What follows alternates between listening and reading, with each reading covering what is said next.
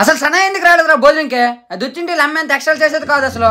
ఇంట్లో రథం చేస్తున్నాం భోజనం రమ్మని చెప్తే దానికి టీవీలు ఇంటర్వ్యూ ఎక్కువైపోయినాయి. దానికి రేపు చెప్తారా? ఏమైనా మాట్లాడరా. మా ఇంట్లో ఫంక్షన్ జరుగుతుందని తెలుసుకోండి ఎందుకు రాలేదు? అర్జెంట్ గా ఒక సెలబ్రిటీ ఇంటర్వ్యూ ఉందిరా. నారాయణ నాకంతా చెప్పాడు రా.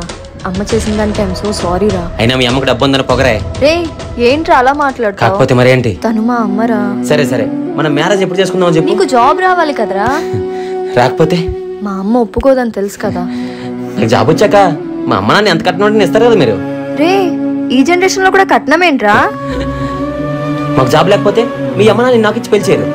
వాళ్ళకి స్వార్థం కానప్పుడు జాబ్ లేకపోతే పిల్లని ఎవరైనా తెలిసి అక్కడ ఎక్కడ అప్పు చేసి చదివించి జాబ్ వచ్చాక కట్నం అడిగిన మా తల్లిదండ్రులది స్వార్థం ఎలా అవుతుంది? మీ దగ్గర డబ్బు ఎంతైనా ఉండొచ్చు, కానీ ఎదుటి వారిని చులకన చేసి మాట్లాడే జబ్బు మాత్రం ఉండకూడదు. రేపు మీ అన్నకి రాయి కడుతున్నావు కదా, అక్కడికి పో.